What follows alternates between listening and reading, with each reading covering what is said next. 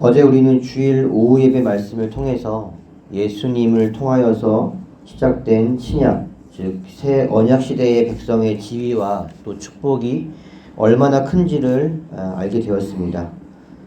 모든 사람 중에 가장 위대한 사람이라고 평가받는 세례 요한조차 하나님 나라에서는 가장 낮은 자가 됩니다. 하나님께서 새롭게 맺으신 이 새 언약의 내용이 무엇입니까? 짧은 시간이지만 먼저 이 새 언약에 대해서 간단하게 살펴보고 오늘의 본문을 나누도록 하겠습니다. 첫째로 새 언약의 특징은 바로 하나님께서 하나님의 법을 돌판이 아닌 마음에 새겨주셨다는 것입니다. 예레미야 31장 33절 말씀에 이렇게 나와 있습니다. 그러나 그날 후에 내가 이스라엘 집과 맺을 언약은 이러하니 곧 내가 나의 법을 그들의 속에 두며 그들의 마음에 기록하여 나는 그들의 하나님이 되고 그들은 내 백성이 될 것이라 여호와의 말씀이니라. 옛 언약을 맺을 때에 하나님은 모세를 통해서 이스라엘 백성에게 돌판에 새긴 10계명을 주셨습니다. 그러나 새 언약은 하나님의 백성 하나하나의 마음에 법을 새겨주시는 겁니다. 또 다른 새 언약의 특징은 하나님에 대한 바른 지식을 얻게 되고 죄 용서를 받게 된다는 것입니다. 예레미야 31장 34절 말씀을 제가 읽겠습니다. 그들이 다시는 각기 이웃과 형제를 가리켜 이르기를 너는 여호와를 알라 하지 아니하리니 이는 작은 자로부터 큰 자까지 다 나를 알기 때문이라. 내가 그들의 악행을 사하고 다시는 그 죄를 기억하지 아니하리라. 여호와의 말씀이니라. 네 번째로 새 언약의 특징은 바로 마음의 갱신입니다. 에스겔서에서 하나님은 또 새 영을 너희 속에 두고 새 마음을 너희에게 주되 너희 육신에서 굳은 마음을 제하고 부드러운 마음을 줄 것이라 라고 말씀하셨습니다.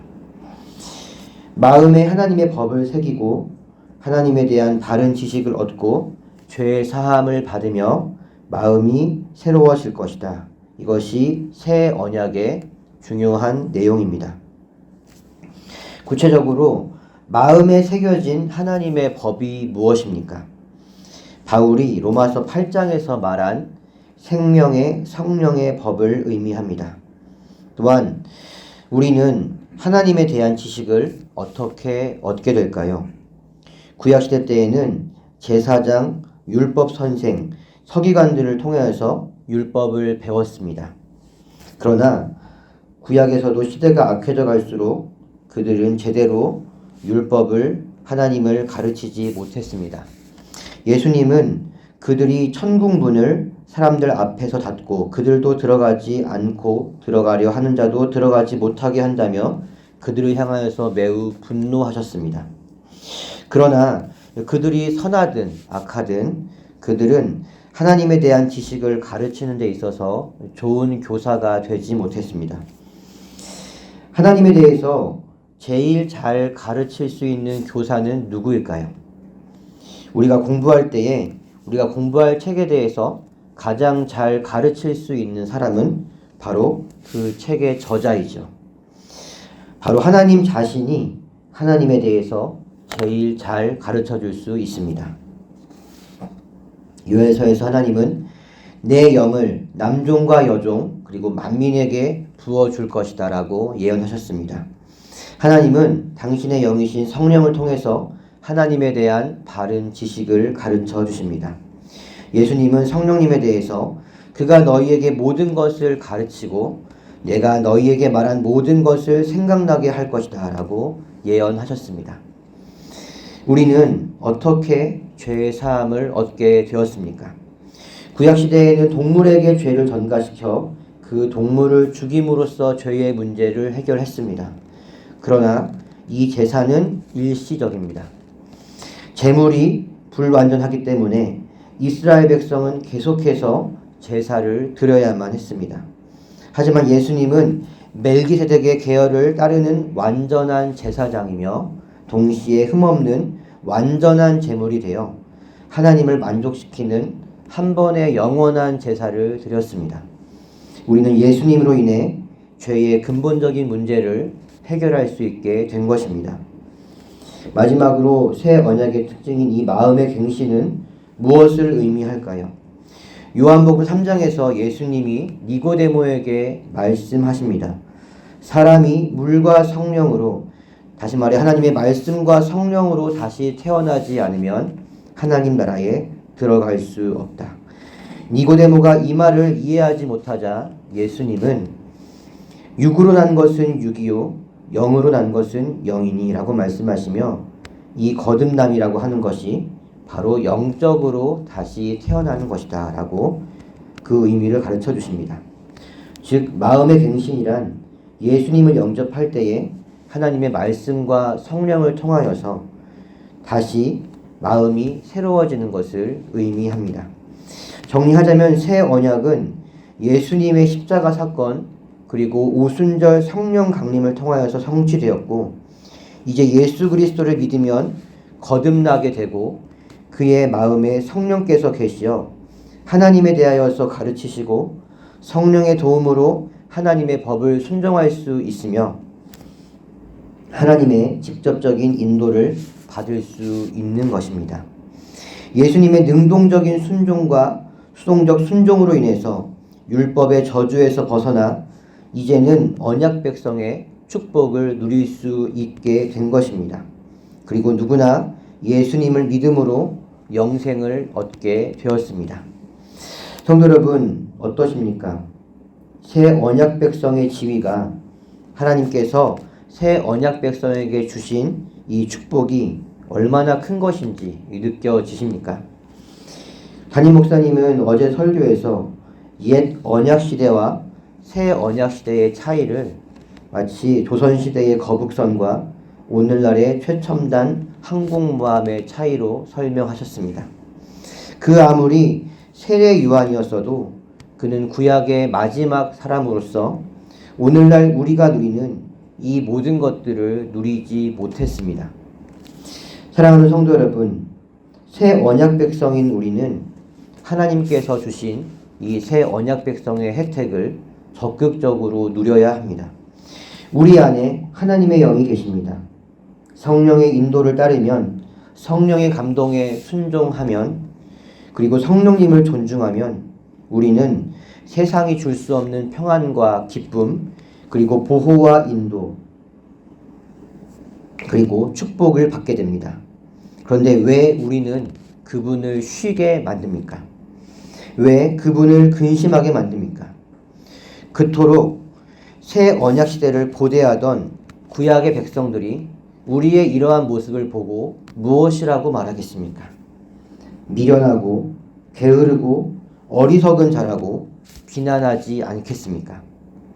하나님께서 우리에게 주신 새 언약 백성의 지위에 합당한 삶을 사시는 성도님들 모두가 되시기를 예수님의 이름으로 축복합니다. 7장 29절을 보시면 모든 백성과 세리들은 이미 요한의 세례를 받은지라 이 말씀을 듣고 하나님을 의롭다 하되라고 나와 있습니다. 이 구절을 보시면 사실 문장이 좀 복잡해서 의미가 잘 와닿지 않습니다. 예수님은 하나님 나라 백성은 지극히 작은 자도 세례 요한보다 크다고 하셨는데, 요한의 세례를 받은 자들이 이 말씀을 듣고 하나님은 의로우시다고 말했다. 이게 무슨 말인지 잘 모르겠습니다. 그런데 공동번역 성경으로 이 7장 29절을 보면 이해가 잘 됩니다. 제가 공동번역 성경으로 7장 29절을 읽어보겠습니다. 모든 백성들은 물론 세리들까지도 요한의 설교를 듣고 그의 세례를 받으며 하나님의 뜻을 받아들였다. 세례 요한은 메시아가 오시니 회개하라고 외치며 죄의 사함을 받는 회개의 세례를 베풀었습니다. 이것이 세례 요한을 통해서 메시아의 오실 길을 예비하는 하나님의 뜻입니다. 즉 그들이 회개의 세례를 받는 것은 하나님의 뜻을 받아들이는 것과 같습니다. 하지만 바리새인과 율법 교사들은 어떻습니까? 30절에 나와 있듯이 요한의 세례를 받지 않았습니다. 그들은 회개의 필요성을 느끼지 못했습니다. 그들은 회개하지 않았습니다. 요한의 외침에 반응하지 않으므로 그들은 하나님의 뜻을 거절한 것입니다. 누구보다도 율법을 지키는 데 열심인 그들에게 회개하라는 요한의 외침이 얼마나 거슬리게 들렸겠습니까? 세례요한, 네가 뭔데 율법을 준수하는 데 진심인 우리에게 회개하라고 외치는 거냐? 그들의 마음은 가난하지 않았습니다. 그들은 자신의 영적인 상태를 전혀 알지 못하는 눈먼 소경이었습니다. 성도 여러분, 우리는 어떻게 주님의 다시 오실 길을 예비해야 합니까? 주님이 다시 오실 것이니 회개하고 복음을 믿으라. 세례 요한의 메시지, 그리고 초림 때 예수님이 선포한 메시지와 동일한 메시지를 선포해야 합니다. 세례 요한의 때나 지금이나 회개는 주님의 오실 길을 예비하는 일입니다. 강단에서 선포되는 회개의 메시지, 말씀을 읽고 묵상하는 중에 나에게 주시는 회개의 메시지를 외면하거나 거부하지 마십시오. 그것은 하나님의 뜻을 거부하는 일입니다. 회개의 말씀 앞에 마음의 무릎이 꿇리지 않으면 그것은 우리에게 위험한 신호입니다. 하나님, 나에게 가난한 마음을 허락해 주십시오. 회개를 촉구하는 하나님의 말씀에 저절로 마음의 무릎이 꿇려 부르짖으며 죄 용서를 구하는 자가 되게 하여 주시옵소서. 우리는 이렇게 기도해야 될 줄 믿습니다.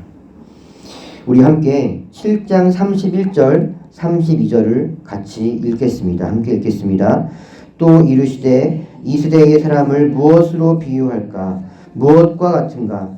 비유하건대 아이들이 장터에 앉아 서로 불러 이르되 우리가 너희를 향하여 피리를 불어도 너희가 춤추지 않고 우리가 곡하여도 너희가 울지 아니하였다 함과 같도다. 아멘. 오늘 본문은 또 이르시되로 시작합니다. 예수님이 말씀하시는 대상, 그리고 메시지의 문맥이 바로 앞부분과 이어지고 있다는 것이죠. 예수님은 요한의 세례를 받은 자들은 하나님의 뜻을 받아들인 것이고, 세례를 거부한 바리새인과 율법 교사들은 하나님의 뜻을 거부한 것이라고 말씀하셨습니다. 우리가 앞으로 보겠지만 31절에 나오는 이 세대의 사람과 그리고 35절에 보면 지혜의 모든 자녀가 나오는데 이 둘은 서로 대조가 되는 부류입니다. 그렇다면 구체적으로 이 세대의 사람은 하나님의 뜻을 저버린 자, 더 구체적으로 보자면 세례 요한의 메시지와 그의 세례를 거부한 자이며, 지혜의 모든 자녀는 하나님의 뜻을 받아들인 자라고 그들을 가리킨다고 알 수 있습니다. 하나님의 뜻을 저버린 이 세대의 사람들에 대해서 예수님은 그들이 마치 피리를 불어도 춤추지 않고 곡을 해도 울지 않는 아이들과 같다고 말씀하십니다. 이 무슨 의미일까요? 그들이 어떠한 말도 듣지 않는 청개구리와도 같다는 말입니다. 이렇게 행동하는 경우는 두 가지 경우입니다. 첫째, 완악해서 의도적으로 거부하는 것과, 둘째, 눈과 귀가 멀어서 기뻐해야 하는지 곡을 해야 하는지 전혀 알지 못하는 경우입니다. 이어서 33절, 34절 함께 읽겠습니다. 세례 요한이 와서 떡도 먹지 아니하며 포도주도 마시지 아니하매 너희 말이 귀신이 들렸다 하더니, 인자는 와서 먹고 마시매 너희 말이 보라 먹기를 탐하고 포도주를 즐기는 사람이요 세리와 죄인의. 예수님은 장터의 아이들 비유가 정확하게 무엇인지를 설명하십니다. 세례 요한의 금욕적인 모습을 보고 바리새인과 율법 선생들은 저 사람은 귀신이 들렸다라고 말합니다. 여기서 이 귀신이 들렸다라는 표현은 세례 요한은 미친 사람이다, 이러한 의미로 사용한 것입니다. 세례 요한은 광야에서 홀로 하나님과 독대하며 지냈습니다. 그리고 그는 일반 사람과 다르게 낙타 털 옷을 입고 메뚜기와 석청을 먹었습니다. 가뜩이나 이렇게 외적인 모습도 이질적인데 그가 전하는 메시지까지 마음에 들지 않으니 그들에게는 더더욱 이 요한이 미친 사람처럼 보였을 것입니다. 그렇다면 만약 요한이 낙타 털옷이 아닌 평범한 옷을 입고 떡을 먹고 포도주를 마셨다면 과연 그들이 이 요한의 말을 듣고 회개의 세례를 받았을까요? 반대로 예수님의 경우는 어떻습니까? 식탐이 있고 술을 좋아하고 세리와 죄인들을 가까이 하는 자라고 그들은 예수님을 비난합니다. 특별히 이 세리와 어울리는 것을 싫어한 이유는 이 세리들이 당시에 이 지배국 로마를 위해서 통행료를 징수하는 역할을 했고 부정을 일삼아 당대 유대인들에게는 증오와 멸시의 대상이 되었기 때문입니다. 그럼 만약 예수님이 금욕적인 생활을 하고 세리와 죄인을 멀리 했다면 그들이 예수님의 말씀을 들었을까요? 이 답을 하기 전에 먼저 우리가 생각해 볼 것이 있습니다. 먼저 왜 세례 요한은 금욕적인 생활을 했을까요? 반대로 예수님은 왜 떡과 포도주를 즐기시고 세리와 죄인들과 가까이 하셨을까요? 예수님과 세례 요한 모두 하나님 나라를 자신의 삶으로 표현한 사람들입니다. 세례 요한은 하나님 나라가 가까이 온 것을 심판의 날로 이해했던 사람입니다. 그래서 그는 금욕의 삶을 통해서 심판 앞에 반드시 회개해야 함을 보여준 것입니다. 반대로 예수님은 하나님 나라가 임한 사건을 큰 잔치로 생각했습니다.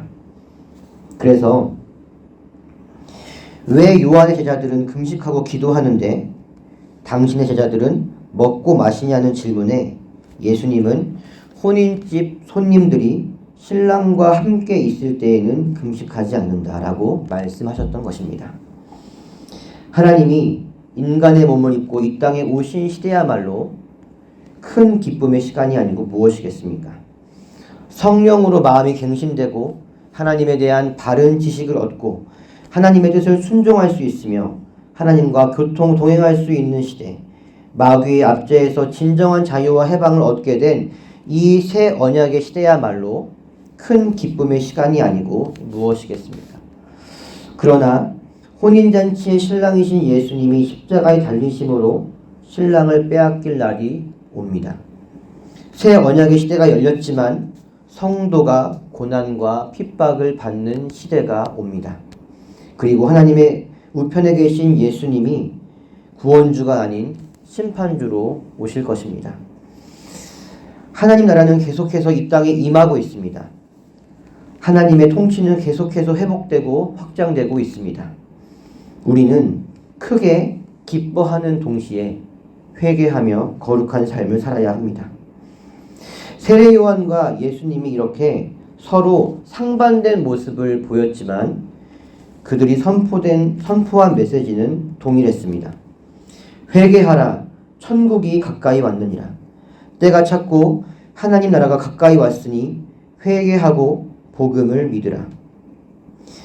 세례 요한이 떡과 포도주를 마셨다면, 그리고 예수님이 금욕적인 삶을 살았다면 바리새인과 서기관과 율법 교사들이 회개하고 복음을 믿으라는 요한과 예수님의 이 동일한 메시지를 받아들였을까요? 그렇지 않죠. 그들은 예수님과 요한이 동일하게 외친 이 회개하라는 복음 자체를 싫어했던 겁니다. 그들은 누가 말하든 어떻게 말하든 눈과 귀를 가리고 하나님의 뜻을 거부한 완악한 자들이었습니다. 동시에 복음을 기쁜 소식으로 받아들이지 못하는 영적인 소경이며 영적인 귀머거리였습니다. 이어서 35절 말씀을 함께 읽도록 하겠습니다. 지혜는 자기의 모든 자녀로 인하여 옳다함을 얻느니라. 7장 29절에서 세례 요한의 외침에 나와 세례를 받았던 사람들은 이 세례를 받음으로써 요한이 외쳤던 이 외침이 진리라는 것을 인정한 것입니다. 비록 세례 요한은 의구심을 가졌지만 예수님의 말씀과 그분이 하시는 일들을 보고도 의심하거나 떠나지 않은 사람들은 그렇게 함으로써, 즉 의심하지 않고 떠나지 않음으로써 예수님이 진리라는 것을 인정했던 것입니다. 하나님, 그리고 하나님께서 보이신 길은 잠언을 포함한 성경의 지혜서에서 지혜로 비유가 됩니다. 하나님이 의로우신 분이시다. 그분이 보이신 길이 유일한 구원의 길이다. 유일한 진리이다. 바로 이 사실은 하나님의 자녀, 그리고 그분의 길을 따르는 그리스도인들을 통해서 증명된다는 것입니다. 이것이 바로 35절이 의미하는 바입니다. 다시 말해서 하나님 나라의 백성은 자신의 삶으로 믿음을 증명하는 자라는 것입니다. 제가 어느 대형 교회에 가보니 큰 현수막이 걸려 있는데 이렇게 쓰여 있었습니다. 신자는 성경을 읽고 불신자는 신자를 읽는다.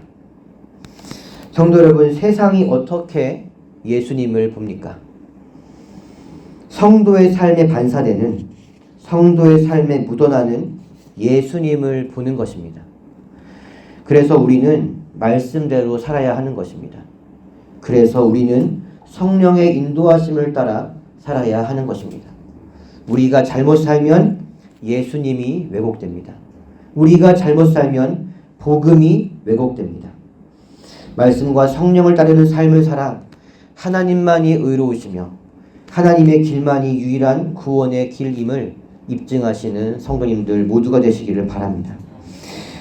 사랑하는 성도 여러분, 저는 올해 2025년은 말씀과 기도의 신기록, 거룩한 삶의 신기록, 은혜와 축복의 신기록을 세우는 해가 될 것을 선포하고 또 도전했습니다. 그리고 하나님은 개인적으로 주일학교 겨울 캠프를 통해서 말씀과 성령을 철저하게 의지할 때에 우리의 한계를 뛰어넘고 세상을 놀라게 하는 지혜와 능력을 주신다는 것을 다시금 깊이 깨닫게 해 주셨습니다. 말씀과 성령을 절박하게 그리고 처절하게 의지하는 사람의 삶은 하나님과 복음이 옳다는 것을 세상에 분명하게 전달하고 증명할 것입니다. 우리를 보며 사람들은 저들이 믿는 하나님은 정말 살아계시다. 저들이 믿는 복음이 유일한 구원의 길이다 라고 인정하게 될 것입니다. 그리고 그들이 하나님께 돌아오게 될 것입니다. 말씀과 기도의 신기록, 거룩한 삶의 신기록, 은혜와 축복의 신기록을 세우게 하는 원동력이 무엇입니까? 바로 가난한 심령입니다. 하나님 외에 그 누구도 나를 도울 수 없다. 하나님이 아니면 죽는다. 그 절박함이 아니고선 신기록은 고사하고 말씀과 기도 근처에도 우리는 가지 않을 것입니다. 심령이 가난한 자는 복이 있나니 천국이 그들의 것이며 애통하는 자는 복이 있나니 그들이 위로를 받을 것이며 의에 줄이고 목마른 자는 복이 있나니 그들이 배부를 것이며 심령이 가난하여 애통하여 의에 줄이고 목이 말라 말씀과 기도의 신기록을 세우게 되시는 성도님들 되시기를 예수님의 이름으로 축복합니다. 회개하라 천국이 가까이 왔느니라. 이 말씀에 즉시 마음을 찢고 회개할 수 있는 성도님들 되시기를 예수님의 이름으로 축복합니다. 그리고 행함으로 순종으로 하나님의 의로우심을 복음의 진정성을 세상에 증명하시는 서원교회 성도님들 모두가 되시기를 예수님의 이름으로 축복합니다. 기도하겠습니다. 하나님, 피리를 불어도 춤추지 않고 곡하여도 울지 않는 완악한 마음, 불순종하는 자 되지 않기를 원합니다. 우리 안에 돌처럼 단단한 마음을 제거하시고 살처럼 부드러운 마음을 주사 주님의 말씀에 즉시 회개와 순종으로 반응하게 하여 주시옵소서. 우리에게 가난한 심령을 주사 말씀과 기도를 절실하게 사모하여 그 어느 때보다 말씀과 기도를 가까이 깊이 하는 신기록을 세우는 해가 되게 하여 주시옵소서. 말씀과 기도로 거룩하여져서 우리의 삶에 혁명적인 변화가 나타나게 하여 주시옵소서. 우리의 변화된 삶이 사람들에게 큰 울림을 주어서 너가 믿는 하나님이 참 하나님이구나, 내가 믿는 복음이 참 진리구나라고 시인하며 하나님께 영광을 돌리는 역사가 일어나게 하여 주시옵소서. 감사하며 예수님의 이름으로 기도하옵나이다. 아멘.